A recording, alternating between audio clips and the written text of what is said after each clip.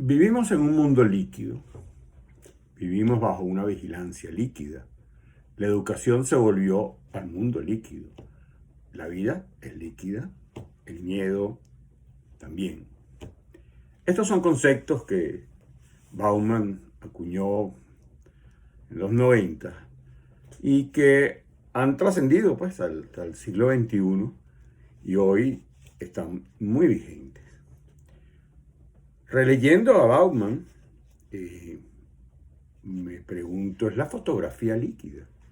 Y él hace por ahí también un esquema de que si el arte es líquido, ¿no? Yo pienso que eso depende. ¿Y depende de qué? Empecemos por definir algunos conceptos. ¿Por qué los sólidos? Antes de esta modernidad líquida hablábamos de los sólidos. Los sólidos conservan su forma y persisten en el tiempo. Duran.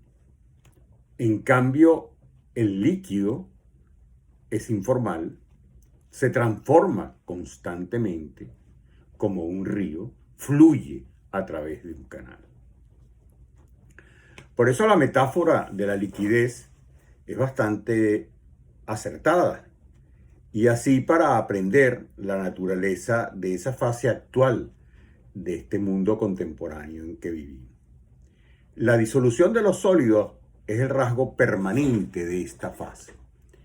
Los sólidos que se están derritiendo en este momento están dando paso a esa modernidad líquida en un momento de contemporaneidad líquida. La pintura, la escultura, son sólidas, están ahí, son duras, hasta tanto no las diluyamos en una imagen digital. La fotografía analógica le sucede lo mismo. Es sólida, está en un papel. La capturé, la revelé en el cuarto oscuro y la tengo sólida en un papel fotográfico. Pero al llevarla al mundo digital o al asumir la fotografía digital, hemos entrado en el mundo líquido. Diluimos esa fotografía o diluimos esa fotografía del arte, esa pintura que fue capturada digitalmente, o hablamos del arte digital, es un arte líquido, es un arte sujeto a transformaciones. Cuando está sólida la fotografía en un papel, ella mantiene una relación química entre la luz y esas partículas de plata que hacen que esa fotografía aparezca en el papel. Cuando la volvemos líquida, esa relación de la luz se divorcia y se casa ahora con la matemática y se transforma en ceros y unos, y son esos bytes que tiene la pantalla de nuestra caverna digital, donde ahora vemos esa imagen y la mandamos al consumo de los espectadores. Esa imagen se transforma, se apropia, se diluye y se va perdiendo en el tiempo, en esa gran fosa de la caverna digital.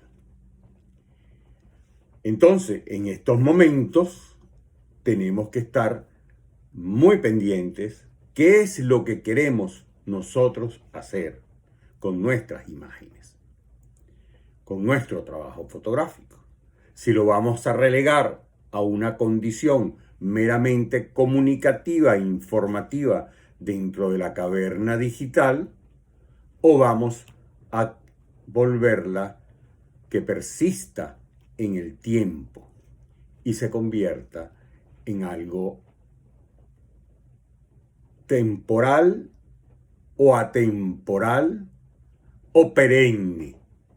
Esa va a ser nuestra decisión en este mundo líquido de la nueva contemporaneidad.